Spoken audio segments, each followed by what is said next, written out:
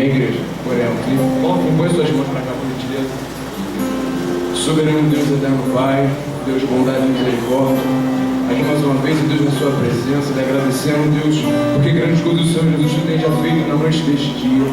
Pai, querido Deus amado, todo-poderoso, eu lhe entrego, Deus, o permitor da noite deste dia. Pai, use o teu filho, Deus, magnificamente, Senhor Jesus, para nós aqui neste lugar. Pai, Senhor Jesus, que as palavras que venham sair da boca dele venham vir diretamente do seu coração aos nossos corações. Pai, que não venha ser aquilo ao qual, Senhor Jesus, nós queremos, mas sim, Deus, aquilo qual é o desejo do teu coração. Que venha acontecer, Deus, e ser, Deus, conforme o teu querer, a tua vontade, acima de tudo na noite deste dia. Pai, reveste ele, abençoa a vida dele, ser como ele, meu Pai, capacita ele a cada dia, em nome de Jesus. Amém.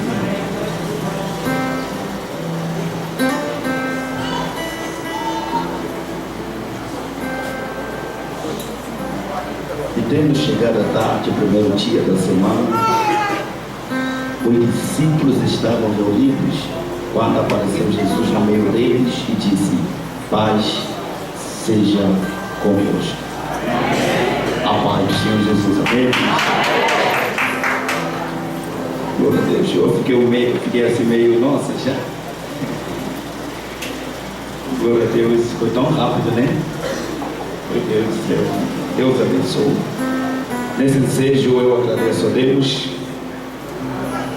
por ter a honra, o privilégio e a oportunidade de estar aqui mais uma vez para ministrar a palavra do Senhor. Eu agradeço também o pastor dessa igreja, pastor Samuel, né, que assim nos tem confiado. Graças a Deus fomos achados graça perante os olhos desse homem de Deus e assim nos confiou. E também agradeço o departamento de jovens que me tiram esse convite para mim, para ministrar a palavra do Senhor neste congresso de jovens. Os jovens estão muito bonitos, que Deus abençoe vocês, amém? Eu estou alegre pelo vosso convite e espero que não seja pela última vez vocês me convidarem enquanto eu estiver aqui no Brasil. Eu estou disponível para atender o vosso convite, amém? Deus abençoe a vossa vida. Agora, sem mais delongas, eu queria pedir aos irmãos, por gentileza, em reverência a esta palavra, coloca-se de pé em nome de Jesus. Abre comigo a sua Bíblia, livro de Gênesis, capítulo 22.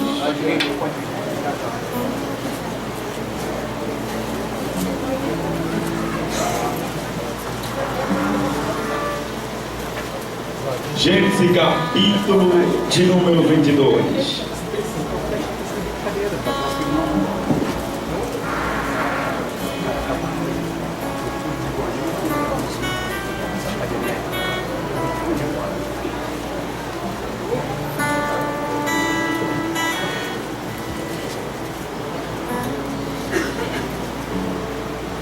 Os irmãos acharam? Graças a Deus, essa igreja, o Ministério Barão, é uma igreja de Bíblia. O povo já achou, Deus abençoe vocês, amém?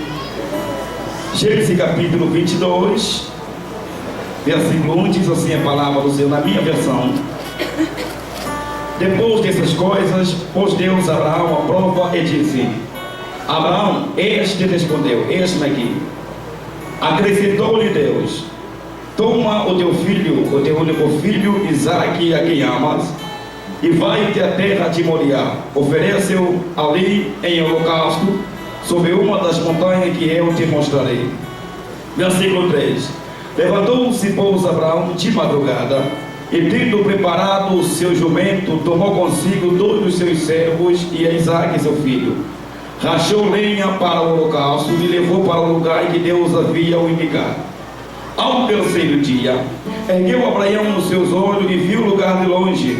Então disse a seus servos: esperai aqui com o jumento, eu e o rapaz iremos até lá. Havendo adorado, voltaremos para junto de vós. Havendo adorado, voltaremos para junto de vós.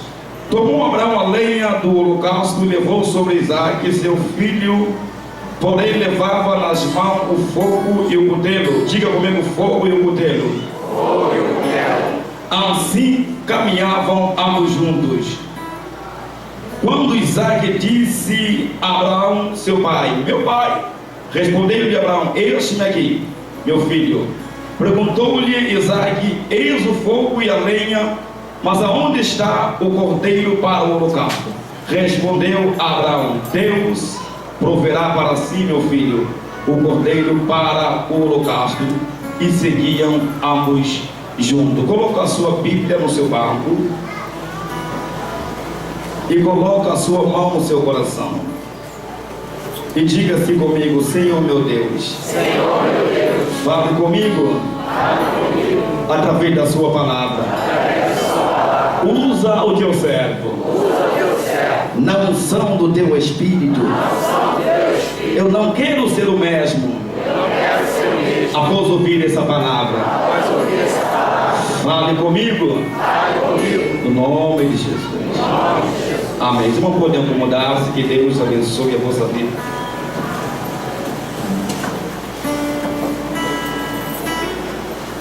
Meus amados irmãos, nós conhecemos muito bem a história deste homem Abraão. Abraão não foi um qualquer na Bíblia. Abraão foi mais um na Bíblia. Abraão na Bíblia, meus amados irmãos, para recordar aos irmãos, ele é conhecido como pai da fé. Não é à toa que Abraão é conhecido como pai da fé. Não é mera coincidência que Abraão é conhecido como pai da fé. Há muitas coisas extraordinárias, por isso a Bíblia refere ele como pai da fé, porque este homem havia feito coisas extraordinárias. Agora eu me perguntava, mas se Abraão na Bíblia é conhecido como pai da fé, na Bíblia quem seria então a mãe da fé, uma vez que Abraão era o pai da fé? Eu comecei a fazer um estudo e eu acabei de compreender que não seria Sara a mãe da fé, porque a Bíblia diz que quando o anjo apareceu a Abraão na tenda, a Bíblia fala que o anjo palestrava com Abraão e disse que a Sara teria um filho. A Bíblia vai dizendo que a Sara ouviu a conversa do anjo palestrado com Abraão e a Sara havia sorrido, e o sorriso da Sara era o sinal de dúvida. Sara havia duvidado. Quem tem dúvida não tem fé. Quem tem fé não tem dúvida, porque a dúvida é o contrário da fé. Não seria Agar nem tampouco a Quetura, a outra esposa de Abraão, quando a Sara havia morrido. Mas quem seria então a mãe da fé na Bíblia? A Bíblia vai dizer que quando o anjo do Senhor, o anjo Gabriel, aparece uma certa mulher chamada Maria de Nazaré, a Bíblia vai dizendo, o anjo palestrava dizendo: salva-te, agraciada, o Senhor é contigo. Tu conceberás, darás à luz a um filho, e o seu nome será Jesus. Este será grande. E o anjo palestrava com Maria. Maria não duvidou. Maria apenas perguntou: mas como isso vai acontecer? O anjo palestrava com Maria e dizia como havia de acontecer, porque o Espírito Santo havia de estar com a Maria. E a Maria responde: seja conforme a sua. Creia se puder, porque isso é uma questão de fé. Maria é a mãe da fé. Quem pode glorificar o nome do Senhor? Meus amados irmãos, a Bíblia, a vida de Abraão, meus amados irmãos, é diferente da vida de Samuel, da vida de muitos homens de Deus na Bíblia. Eu acabo de compreender que era um fato Deus aparecer a pessoa de Adão, porque Deus fez Adão, colocou ele no jardim, Deus visitava Adão. Era um fato Deus aparecer a Samuel, porque Samuel cresce debaixo de oração. Samuel nasce debaixo de oração, cresce debaixo de oração, porque no templo onde estava Eli, Samuel era instruído pelo profeta. Mas para Abraão, eu acabo de compreender que não era um fato Deus aparecer a pessoa de Abraão. Primeiro, porque Abraão não nasceu numa grande família. Abraão não nasceu numa grande terra, grande no seu sentido espiritual. Abraão terá nascido em Ur dos Caldeus. Ur dos Caldeus ficava a sul da Mesopotâmia. Era uma terra idólatra, era uma terra totalmente pagã. A adoração a ídolos era comum naquele tempo, naquela época, na época de Abraão.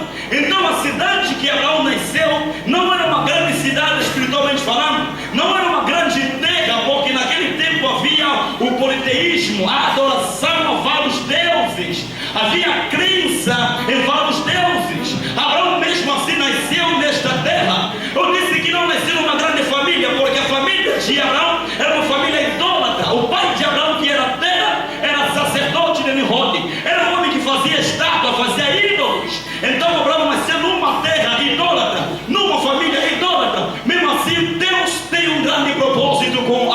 de Abraão. O que eu aprendo nesse texto é que não importa o lugar que nós nascemos, a cidade que nós nascemos, ou a família que nós nascemos, o mais importante é o grande Deus que tem um grande propósito com a nossa vida. O importante é o grande Deus que tem um grande propósito com a tua vida. E se você nasceu nesta mesma cidade ou nessa terra, uma terra que não é grande, uma cidade ou uma família que não é uma grande família, o mais importante é que você tem um grande Deus que vai te levantar desta pequena família. Você tem um grande Deus que vai te levantar nessa pequena cidade. Você tem um grande Deus que está contigo. Quem acredita nessa palavra, levanta suas mãos e glória a Deus. O que prevalece é os propósitos de Deus na sua vida. Se Deus tem propósito contigo, Ele vai te levantar. Independente do lugar em que você nasceu, da família que você nasceu, Ele vai te levantar nesse lugar. Ele vai te levantar nessa família. Ele vai te exaltar e vai te colocar num grande lugar. Quem acredita, levanta suas mãos e glória a Deus. Três vezes na Bíblia encontramos que Abraão andou com Deus. Abraão andou com Deus. Por Abraão andar com Deus, Abraão tornou-se amigo de Deus. Por Abraão tornar-se amigo de Deus, Deus disse três coisas a Abraão. Deus faz um pedido, faz os três pedidos a Abraão. Abraão, eu sou o Deus Todo-Poderoso. O primeiro pedido era em relação ao próprio Deus. Eu sou o Deus Todo-Poderoso. Segundo, Abraão, ande na minha presença. Terceiro, Abraão, ser perfeito. Deus estava pedindo para que Abraão seja perfeito. E nessa noite, como filhos de Deus, Deus está nos pedindo, está nos rogando que andemos conforme a sua vontade. Ser perfeito, ser santo, busca Deus, ore. Ser perfeito e ande conforme a vontade de Deus. Abraão era o pai de Isaac e de Ismael, porém Deus era o pai de Abraão. Meus amados irmãos, Abraão, este homem, este patriarca, a Bíblia fala, no capítulo de Gênesis 12, a Bíblia fala que Deus apareceu à pessoa de Abraão e disse para que Abraão saísse da sua terra e da sua parentela e disse para o lugar em que Deus havia de o mostrar. Então o que eu aprendo nesse texto, quando Deus disse a Abraão, saia da sua terra, o que Deus está querendo nos ensinar nessa noite, nesse congresso de jovens, sair da sua terra significa sair do lugar que limita a sua visão. Sair da sua terra significa sair do lugar em que impede o teu crescimento. Porque nós, os crentes, Deus nos compara como uma semente. Para que a semente cresça, é necessário a semente estar em boa terra. Você pode ser uma boa baleia, mas é necessário que esteja na água. Você pode ser uma boa cantora, é necessário que esteja em boa terra. Você pode ser um bom pregador, é necessário estar em bom lugar para você crescer, para você desenvolver. Senão você não vai conseguir crescer, você não vai conseguir desenvolver. Então Deus estava dizendo a Abraão, saia do lugar que limita a sua visão. E Deus está dizendo para você nessa noite, saia do lugar que limita a sua visão. Saia do lugar em que impede o teu crescimento. Saia do lugar em que impede você desenvolver. E vai para o lugar que Deus te quer mostrar. Se este é o lugar que Deus te mostrou, fica aqui, porque Deus aqui vai te exaltar, vai te levantar e vai te usar. Saia da sua terra, Abraão. Mas o que me chama a atenção é que quando Abraão, Deus disse a Abraão para sair da sua terra, Abraão não saiu totalmente da sua terra. Abraão sai de Ur dos Caldeus e vai para Arã. Arã era uma cidade que ainda pertencia a Ur dos Caldeus. Quando Abraão saiu de Ur dos Caldeus e vai para Arã, as promessas que Deus tinha a Abraão ainda não haviam se cumprido. Porque Abraão havia cometido alguns erros na caminhada. É muito natural quando o crente comete alguns erros na caminhada. Eu sempre digo, o pior do erro não é errarmos. O pior é quando nós permanecemos no erro. Porque, ao que eu sempre digo, todo mundo cai, mas os fortes se levantam. Abraão também havia cometido alguns erros, porque Deus disse a Abraão, saia da sua terra e da sua parentela. Mas Abraão não saiu totalmente da sua terra. Abraão saiu de Ur dos Caldeus e vai para Arã. Arã ainda pertencia a Ur dos Caldeus. Ainda era uma cidade pertencente a Ur dos Caldeus. E segundo, Abraão também não saiu totalmente da sua família, porque quando Abraão saiu de Ur dos Caldeus, Abraão ainda estava com seu pai Tera, porque Tera ainda havia acompanhado Abraão até Arã, porque Tera havia morrido em Arã. Então quando Abraão não saiu totalmente da sua terra e totalmente da sua parentela, parentela, Abraão não viu a promessa ainda se cumprir. Por quê? Diga ao teu irmão: obediência incompleta gera bênção incompleta. Então Abraão não havia obedecido totalmente, não saiu totalmente da sua terra e não saiu totalmente da sua parentela. Porque uma vez Tera acompanhando Abraão, Abraão ainda não era o cabeça da família, porque ainda tinha o seu pai e a sua companhia. Então Abraão ainda não era o cabeça, porque Deus disse para sair da sua parentela, mas Abraão não saiu totalmente da sua parentela. Por isso a bênção ainda não havia se cumprido. Por isso Abraão não havia contemplado ainda a terra que Deus havia de mostrar. Agora, quando Abraão estava em Arã, Deus reitera de novo essa promessa a Abraão. Deus aparece mais uma vez a Abraão e diz: Abraão, vai para o lugar em que eu te mostrarei. Ir para o lugar em que Deus nos quer mostrar significa ir para o lugar em que Deus nos quer enviar. Irmão, quando Deus nos chama, Deus nos envia. Quando Deus nos chama, Deus conta conosco. Quando Deus nos chama, é porque Deus tem um propósito conosco. Deus não nos chama para nós ficarmos sentados. Deus, jovens, não te chama para você ficar simplesmente sentado. Quando Deus te chama, é porque tem um propósito contigo. Quando Deus te chama, é porque Ele quer te usar. Quando Deus te chama, é porque Ele quer te levantar. Quando Deus te chama, é porque Ele tem um grande propósito com a sua vida. Quem acredita que nessa noite Deus está te chamando? Quem acredita que Deus está te chamando? Quem acredita que Deus está te chamando? Eu acredito que o nosso Deus é um Deus que chama. E nessa noite Ele está te chamando. Ele está te chamando. Ele está te chamando. Ele está te chamando. Ele está te chamando. Ele está te chamando. Ele está te chamando.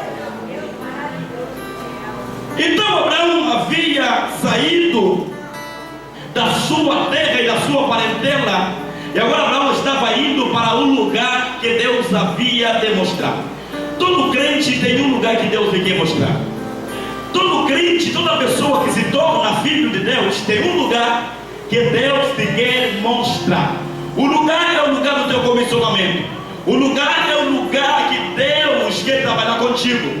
O lugar é o lugar que Deus te quer usar. O lugar é o lugar que Deus te quer exaltar. Todo crente tem um lugar para ir. Todo crente tem um lugar que Deus lhe quer mostrar. Quer ver na Bíblia? Vamos ver que Abraão foi, Isaac foi, José foi, vamos ver que os profetas também foram, Samuel foi, vamos ver que Elias, Eliseu foi, vamos ver que os discípulos também foram, Mateus foi, Marcos foi, Lucas foi, e também Paulo foi, e porém Jesus veio. Aprenda isso: Jesus é o Deus que veio, o grande é o profeta que vai. Jesus é o Deus que veio para salvar. O profeta é o crente é o profeta que vai para salvar. Jesus é o Deus que veio para morrer na cruz de Calvário. O profeta é o crente é o profeta que vai para salvar a alma. E Deus nesta noite está te convocando e está te chamando. Vai para evangelizar, vai para missões, vai para anunciar que o teu mestre está vivo, vai fazendo a obra de Deus, vai para o lugar do teu comissionamento. Se levante no banco nessa noite e vai para o lugar que Deus te quer mostrar. Quem acredita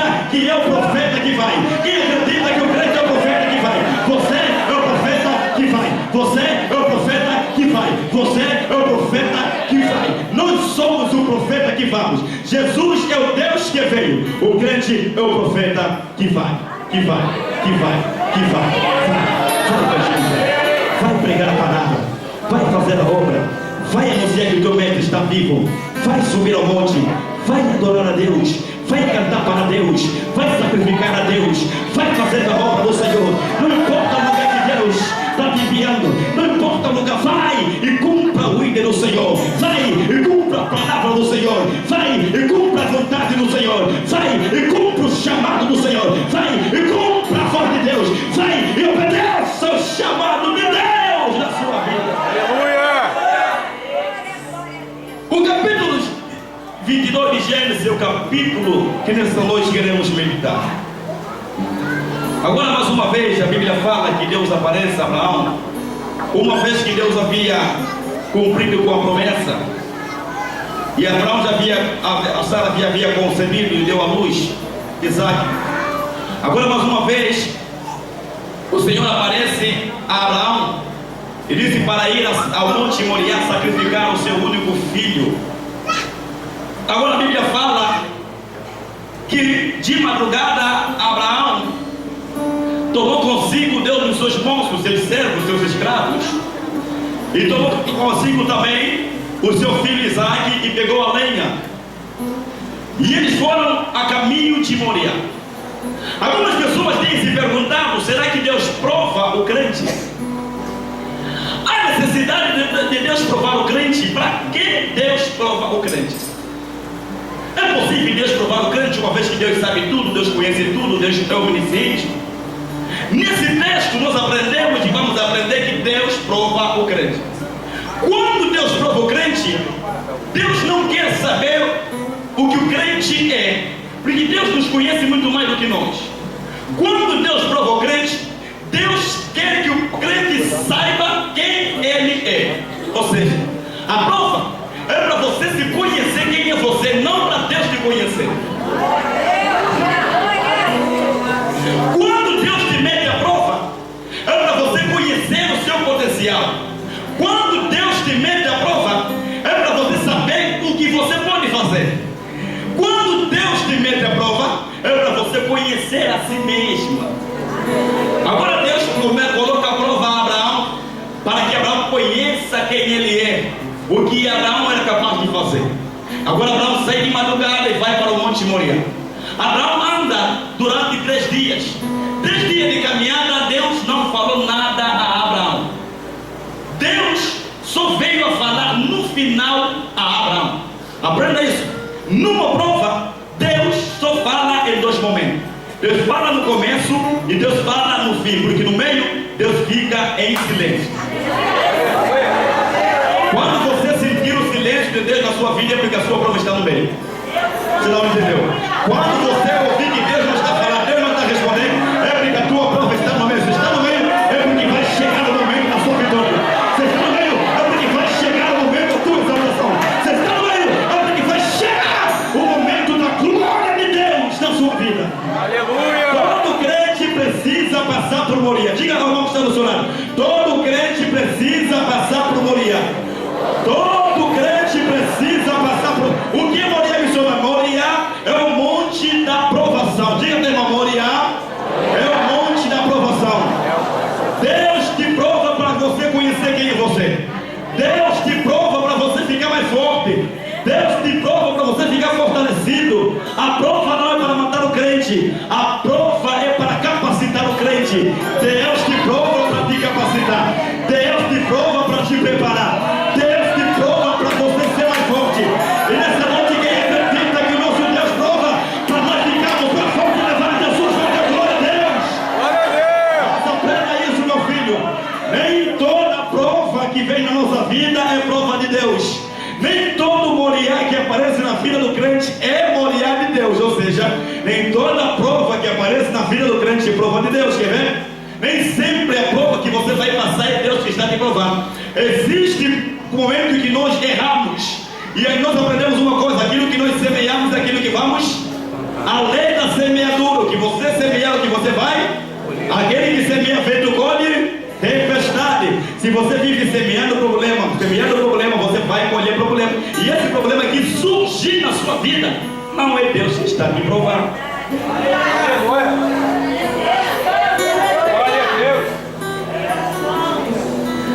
Existe um momento que o crente passa problema. Esse problema não é Deus que está provando, não é Moriá de Deus. Esse Moriá da sua vida não é Moriá de Deus. Agora me explica, quando é que eu vou saber se esta prova vem de Deus ou não vem de Deus? Aprenda isso. Você só vai saber se essa prova é de Deus ou não no final da prova. Quer ver? Toda prova que é prova de Deus tem provisão. Você não entendeu? Toda prova que é prova de Deus tem provisão. Deus prova para nos aprovar. Quando Deus te prova, no final de tudo, você vai ver a provisão de Deus. No final da história, Abraão viu a provisão de Deus. Deus providenciou o cordeiro. E Abraão providência de Deus. A prova que vem de Deus tem provisão. A prova que vem de Deus tem provisão. A prova que vem de Deus tem exaltação. A prova que vem de Deus tem glorificação. A prova que vem de Deus tem providência de Deus. A prova que vem de Deus tem provisão. Deus meteu José à prova, e no final da prova José encontrou provisão. José foi exaltado como governador do Egito, porque Deus providenciou o trono para José. Toda prova que vem de Deus tem. E se não tem provisão, a prova não vem de Deus. Não vem de Deus, desconfia.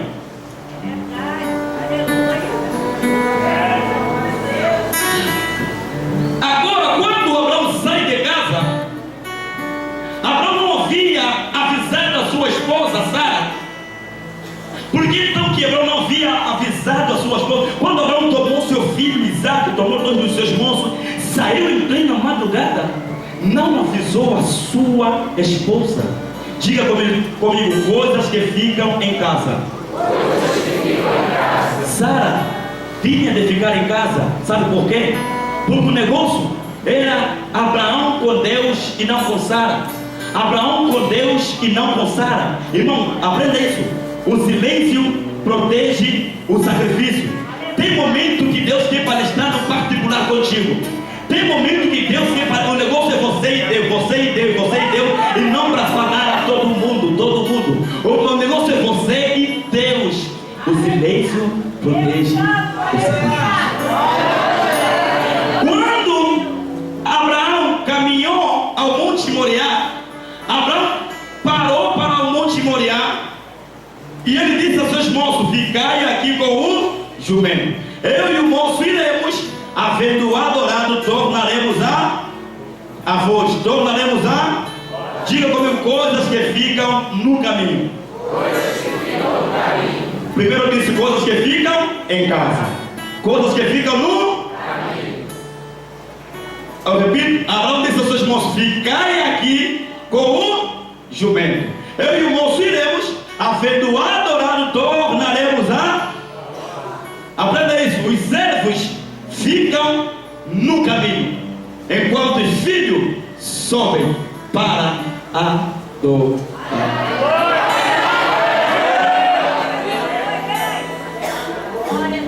Mas vamos lá rapidamente, entrando aqui nesse texto. Vamos lá fazer um pouquinho mais o texto. Quando Abraão chegou ao Monte Moriá, o que me chama a atenção nesse texto, Abraão disse aos seus moços: ficai aqui com os jumentos. Mas vamos lá refletir um pouquinho. Não olhem para mim, por gentileza.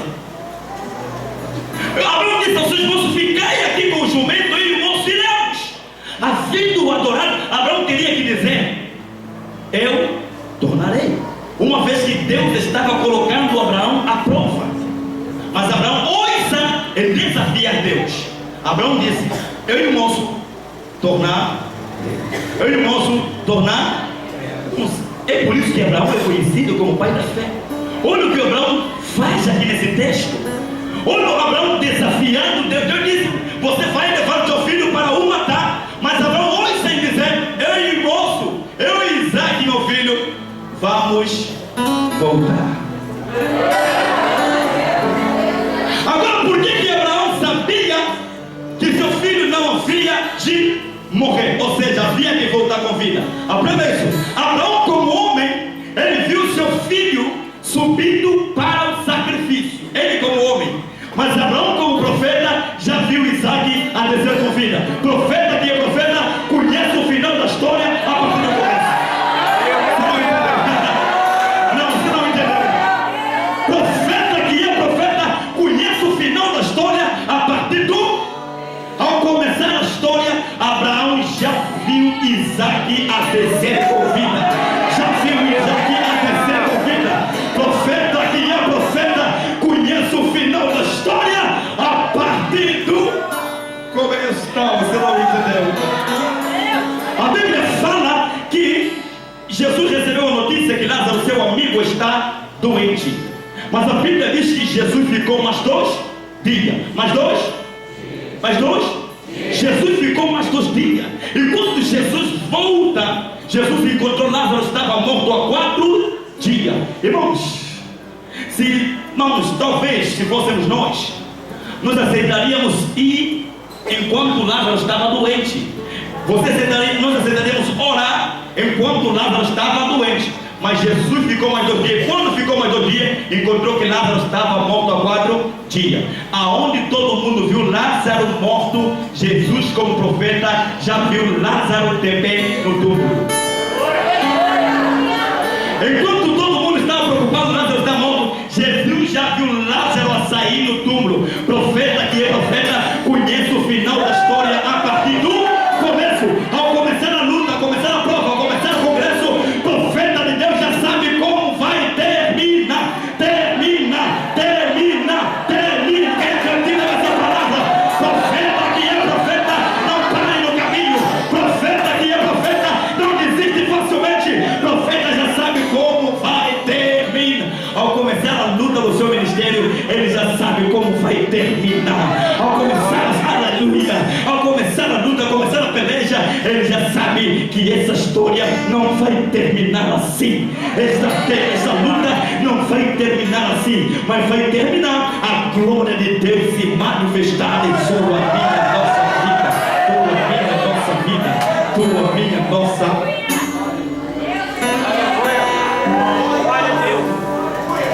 Agora, 2 motivos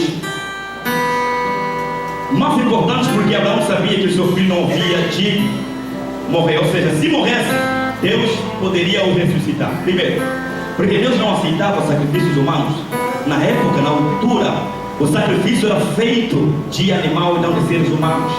Segundo, o segundo motivo era o motivo mais importante. Através da promessa que Deus tinha a Abraão. Diga comigo, através da sua promessa. Mas não foi através da sua promessa. Deus tem uma promessa que através da semente, da sua semente, que era Isaac, Deus faria uma grande nação. O Deus que promete é o Deus que cumpre. E quando falo de promessa, existe alguma promessa, são 2 tipos de promessa. Tem a promessa incondicional e a promessa condicional. A promessa condicional é aquele tipo de promessa que para que a promessa aconteça, né? Temos que obedecer alguma coisa, temos que cumprir algum requisito. Se ouvires atentamente a voz do Senhor teu Deus, obrando no dia reto, inclinar os seus ouvidos para ouvir os seus mandamentos, os seus estatutos, nenhuma das enfermidades porém sobre vós, porque eu sou o Senhor que sabe. Essa promessa só pode ser cumprida se nós ouvirmos a voz do Senhor, se nós obedecemos o Senhor. Ou seja, se não obedecemos, não vai acontecer. Se obedecer, comerás o melhor desta terra. Só vai acontecer se nós, eu e você, obedecer. Essa é uma promessa condicional. Mas existe promessa incondicional, aquela promessa que não depende de nós, não depende do teu requisito. Se você obedecer ou não, Deus vai cumprir. E creia nisso nessa noite. Se Deus tem propósito contigo, se Deus te prometeu alguma coisa, Ele é fiel para cumprir. Ele é fiel para cumprir. Ele é fiel para cumprir. Ele é fiel para cumprir. E quando eu falo, escuta aqui, quando eu falo de promessa, eu lembro a Pedro na cadeia. A Bíblia fala que Tiago foi morto à espada e o rei Herodes continuou mandando prender Pedro, e Pedro estava para ser morto no segundo dia. Mas o que me chama a atenção é que de madrugada o anjo do Senhor apareceu. E o que eu aprendo nesse texto é que antes que a morte chega na vida do crente, o profeta chega primeiro. Você não entendeu? Antes que a morte chega na tua tenda, Deus chega primeiro. Antes que o mal chegue na sua vida, Deus... Ai não, você não entendeu? Pedro estava para morrer de madrugada, ou seja, de manhã, mas de madrugada o anjo apareceu primeiro. Antes de do mal chegar na sua casa, Deus chegou primeiro. Deus chegou primeiro. Deus chegou primeiro. Deus chegou. Ai não. É por isso que você está aqui. Sabe por que até agora você não morreu? É porque Deus chegou primeiro na sua vida. Sabe por que você talvez já plantou muito, mas sabe por que até agora você não morreu? É porque Deus chegou antes da morte. Antes da morte chegar, Deus chega primeiro. Deus chega primeiro. Deus chega primeiro. Ai, parceiro, por isso eu sempre digo, o diabo se teria que te matar, ele teria que te matar enquanto você estava no mundo. Agora que você está em Deus, o diabo já não pode te matar. Por quê? Porque eu e você estamos na mão de Deus. Eu estou na mão de Deus. Quem está na mão de Deus, levanta a sua mão. Não, eu estou na mão de Deus. O diabo não pode te matar. Satanás não vai te matar, porque você está na mão de Deus. Eu estou nele, ele está em mim. Eu nele, ele em mim. Eu estou nele e Deus está em mim. Ai, meu Deus do céu. Eu é Deus, Deus é mim. Deus é mim, eu é Deus. Eu é Deus, Deus é mim. Deus é mim. Quem está em Deus? Quem Deus está nele? Quem está em Deus? Quem Deus está nele? Quem está em Deus? Quem Deus está nele? Levante as suas mãos nessa noite. Glória a Deus. Agora Pedro estava na cadeia. Pedro estava para ser morto no segundo dia de madrugada. Mas o que me chama a atenção nesse texto é que Pedro estava dormindo. E ninguém aceitaria dormir sabendo que a Maria vai morrer. Quem aceitaria dormir? Dá um sinal para mim. Quem é tão espiritual assim, sabendo que amanhã, segunda-feira, amanhã de manhã, cedinho vai morrer? De madrugada você dormiria? Então, se não, quem é tão espiritual assim? Mas nem eu estou pregando que aceitaria dormir sabendo que a Maria vai morrer. Mas Pedro estava. Agora, por que Pedro estava dormindo? Diga eu através da promessa de Jesus. Diga mais alto, através da promessa de Jesus. Onde está a promessa? A Bíblia fala que quando Jesus ressuscita, Jesus aparece a Pedro e disse: Pedro, tu me ama? Apacenta minhas ovelhas. Pedro, tu me ama? Apacenta minha? Pela terceira vez Pedro ficou meio assim: oh Senhor, tu sabes.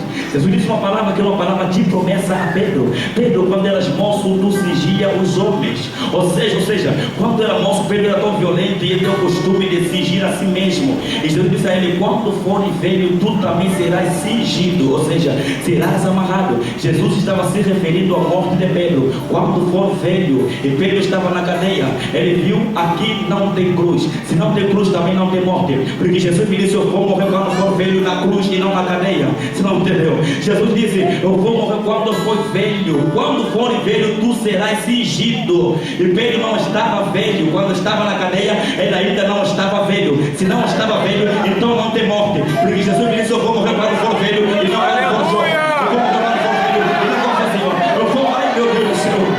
Aleluia. Quem acredita que o Deus que promete é o Deus que cumpre, levanta as mãos. Quem acredita que o Deus que promete é o Deus que cumpre nessa noite. Deus tem promessa para a sua vida. Deus tem promessa para o teu ministério. Então acredito: o Deus que promete, ele cumpre. O Deus que promete, ele cumpre. O Deus que promete, ele está aqui para cumprir com a sua promessa. Abraão disse a seus moços: ficai aqui com o jumento. Eu e o moço iremos. Havendo adorado, tornaremos a vós. Glória a Deus. Aprenda isso. Os servos, eles ficam embaixo. Os servos, eles ficam lá quando os filhos sobem para a adoração. Quando os filhos sobem para adorar. Aprenda isso. Você não é servo que fica para cuidar do jumento. Você é filho que sobe para adoração. Você não é servo para ficar cuidando do jumento. Você é filho que sobe para adoração. Irmãos, Deus quer ir mais longe conosco. Deus não quer que permanecemos na mediocridade. Deus não quer um jovem que só fica sentado no banco. Deus quer ir mais longe contigo. É por isso ele te chamou, porque ele quer ir mais longe contigo. Ele te procurou e ele te achou. E se ele te achou, ele vai te encher. Se ele te encher, ele vai te usar. Irmão, eu estou profetizando a sua vida. Ele vai te usar. O Deus que procura é o Deus que acha. O Deus que acha é o Deus que enche. O Deus que enche é o Deus que usa. Ele procurou a Davi. Ele encontrou a Davi. Ele encheu a Davi e ele usou a Davi. Não importa o lugar que você se encontra. O Deus que procura, Ele acha. Ele vai te achar onde você está. Ele vai te achar onde você estiver. Ele vai te achar aonde você se encontra. Ele vai te achar aonde você está. Quem acredita, levanta as suas mãos. Mas me chama a atenção no texto de Davi. Ele, quando Samuel estava para ungir o filho de Jessé, a Bíblia fala que quando ele viu o filho de Jessé, ele viu a Eliabe. Ele disse: eu estou perante o teu servo, Senhor. Eu estou perante o teu ungido. Aí Deus disse: não, meu filho, não é assim que eu funciono. Eu não vejo como vê o homem. Sabe o que o texto está querendo nos ensinar? O homem, ele olha quando Deus vê. Escuta, Deus é o Deus que vê aonde o homem olha. Há uma diferença entre olhar e ver. Escuta aqui, olhar é apenas olhar, quer dizer, nós estamos vendo sem atenção. Eu vi, por exemplo, o pastor Samuel. O pastor, você viu o pastor Samuel? Eu vi ele. Como é que ele estava? Olha só, ele, nem me lembro como ele estava, nem me lembro a roupa que ele me deu, porque você não observou. Porque olhar é diferente de ver.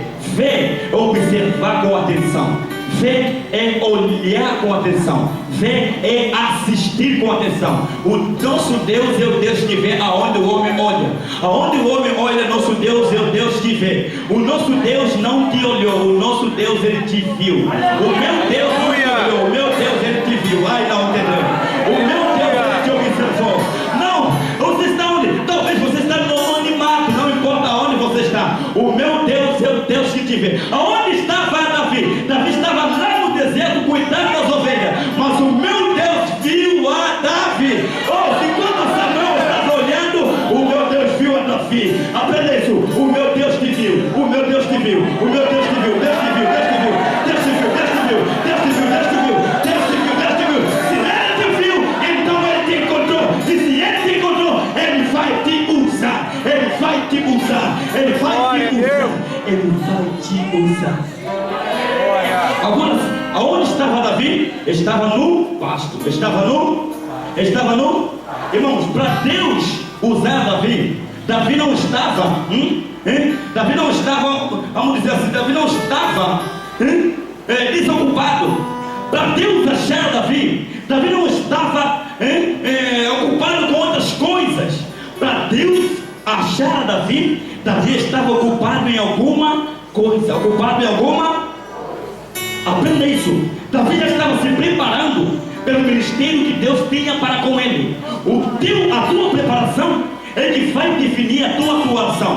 Quanto maior for a tua preparação, maior também será a tua atuação. Muitos jovens querem ser grandes pregadores, mas não querem tirar tempo de se sacrificar. Muitos jovens, muitas pessoas querem ser cantoras, pregadoras, mas não querem tirar momentos com Deus, momentos de sacrifício. A tua preparação vai definir a tua atuação. Quanto maior for a tua preparação, maior também será a tua atuação. Irmãos, sabe por que muitas pessoas não permanecem em cima há muito tempo? Porque não tiveram uma grande preparação. Sabe por que muitos não permanecem no auge? Na mídia. Deus levantou um momento ao outro, a fulana caiu. Sabe por quê? Porque não tem tempo de preparação. Se você não se preparar muito, não tiver tempo de preparação, não terá um grande tempo de atuação.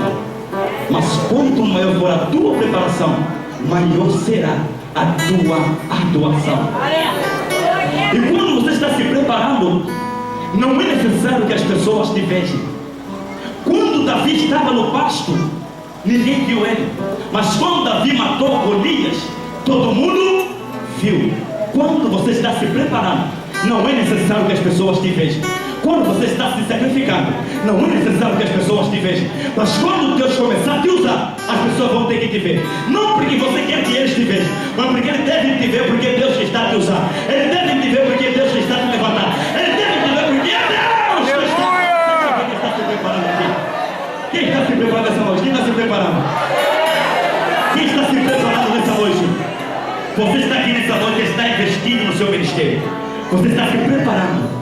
porque Deus tem um grande propósito contigo e você terá uma grande atuação no futuro, no futuro, no futuro. Ficar aqui com os jumentos. Eu e o moço iremos, havendo adorado, tornaremos a voz.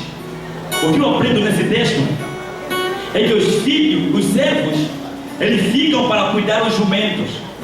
Os servos, eles ficam simplesmente para cuidar da jumentinha, quando os filhos, eles sobem para o sacrifício. A segunda lição que eu aprendo nesse texto é que os servos também, eles ficam para contar história, quando os filhos sobem para fazer história. Irmãos, nós não fomos chamados para ficar contando história. Nós fomos chamados para subir e fazer história. Quem veio para fazer história? Irmãos, o que nós temos hoje em dia é muitas pessoas que vivem contando história, não querem fazer história. Temos muitos jovens que vivem contando história, não querem fazer história. No tempo do pastor fulano, no tempo do jovem ciclano, aquele jovem era uma bênção. No tempo do dirigente dos jovens, no tempo da dirigente dos jovens, ela realizava congresso, e o congresso era uma bênção. Irmãos, você está contando a história dele, você está contando a história do teu responsável. Agora a minha pergunta nessa noite é: qual é a sua história? A minha pergunta nessa noite é: qual é a sua história? Irmãos, nessa vida só seremos lembrados por duas coisas. Primeiro, pelos problemas que nós causamos. Segundo, pelos problemas que nós resolvemos. A minha pergunta é: você é a pessoa que tem causado problema ou tem resolvido o problema? Qual é a tua história? Pergunta a pessoa que está do seu lado: qual é a tua história? Não, você não tem. Pergunta ao irmão que está do seu lado: qual é a tua história? Você é a pessoa que tem causado o problema na igreja ou tem resolvido o problema? Irmãos, quando temos uma pessoa que sempre apronta, sempre causa problema, quando essa pessoa sai do nosso meio, que alívio!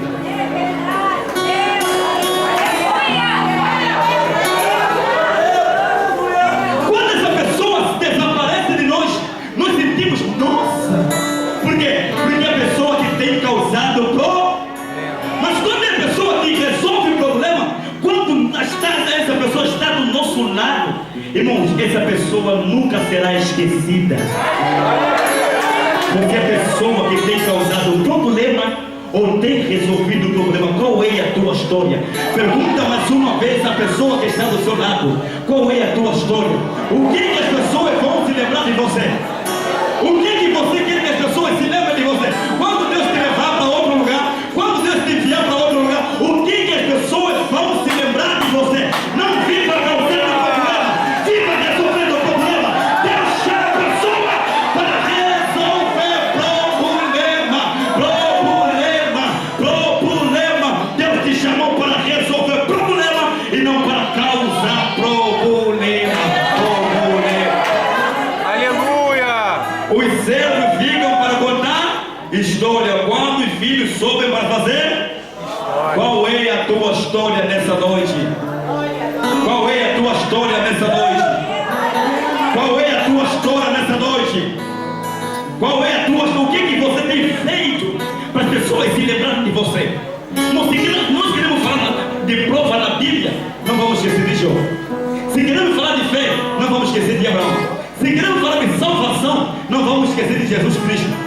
Vamos lá um pouquinho aqui na nossa época. Se nós queremos falar de filosofia, não vamos esquecer de quem é Sócrates, Aristóteles, Platão. Se nós queremos falar de ciência, de descobrimento, não vamos esquecer de Pedro Álvaro Cabral, não vamos esquecer de e tem muitos aí.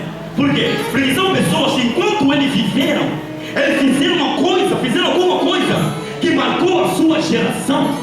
Enquanto eles viveram, eles fizeram coisas que marcaram a sua época. Agora minha pergunta: o que nós temos feito para marcar essa nossa geração abençoada? O que você tem feito para marcar essa tua geração? Irmãos, enquanto Martinho Lutero viveu, ele foi um grande revolucionário. Se nós estamos aqui é através dele, porque é um homem que Deus usou na reforma. Porque ele, enquanto ele viveu, ele fez alguma coisa para marcar a sua geração. Irmãos jovens, Deus não nos chamou para ficarmos sentados. Marca a tua geração, faça a tua história, e as pessoas vão se lembrar de você. Eu acabo de compreender que existem dois tipos de pessoas que vivem ou viveram em relação a este mundo. O primeiro tipo de pessoa é aquele que viveram como que nunca existiram. E o segundo é aquele que viveram como que sempre existirão. Primeiro, os que viveram como que nunca existiram são aqueles tipos de pessoas que, enquanto eles viveram, eles não fizeram nada que marcou a sua vida, e as pessoas se esqueceram dele. Mas aquelas pessoas que vivem ou viveram como que sempre existirão são aqueles tipos de pessoas, irmãos, eles até morreram, eles até desapareceram, não estão mortos. Todo mundo ainda se lembra deles. Não estão mortos, eles vivem dentro de nós, vivem na nossa memória, vivem. Por quê? Porque eles viveram como que sempre existiram. Deus quer jovens que vivem para fazer história. Deus quer jovens que façam alguma coisa que marque a sua geração.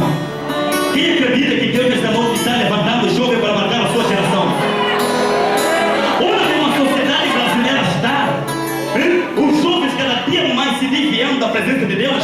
Se você olhar e você evangelizar, a maior parte das pessoas que você evangelizar são pessoas desviadas.